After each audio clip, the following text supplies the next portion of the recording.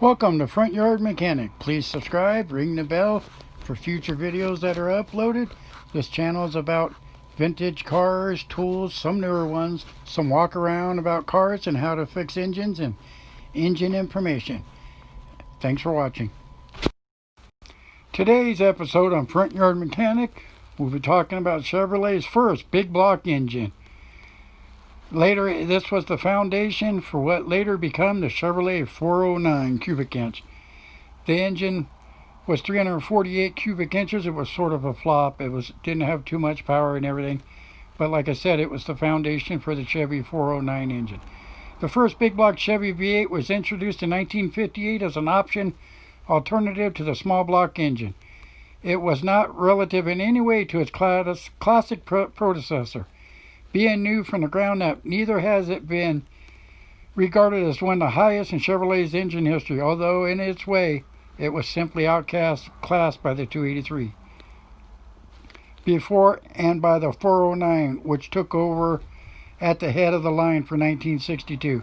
But the 348 was the largest and most powerful Chevrolet engine you could buy in 1958 to 61, and deserves at least a brief mention. As the 265-283 was first known as the Turbo Fire, the 348 was also dubbed the Turbo Thrust. Turbo Thrust, but the factory knew it better as the Type W.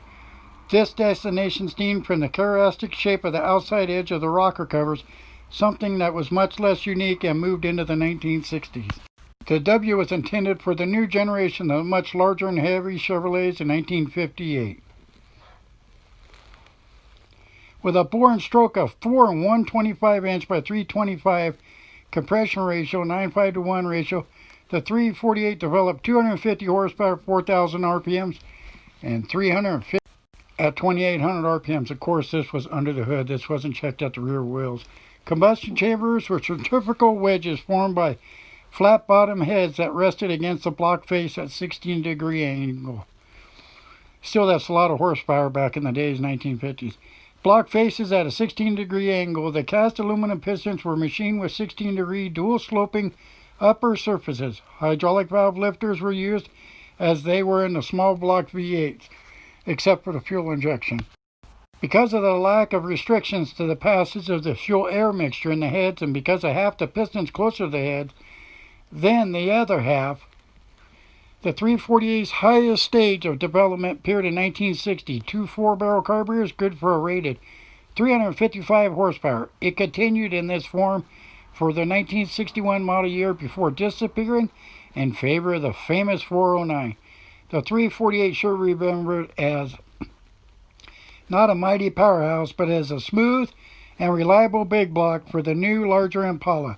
Its 10-second 0 to 60 miles an hour capacity was about the norm for 1958. Hardly the kick in the back acceleration provided by the F1 or dual quad 283s. Significantly, Chevrolet offered very little hop-up equipment for the W, for the simple reason that it was never really intended as a high-performance mill in 1958, of course. Well, folks, if you like this video, thumbs up, and if you haven't subscribed, subscribe and ring the bell. And thank you for watching this edition of Front Yard Mechanic and the first Chevrolet big block engine.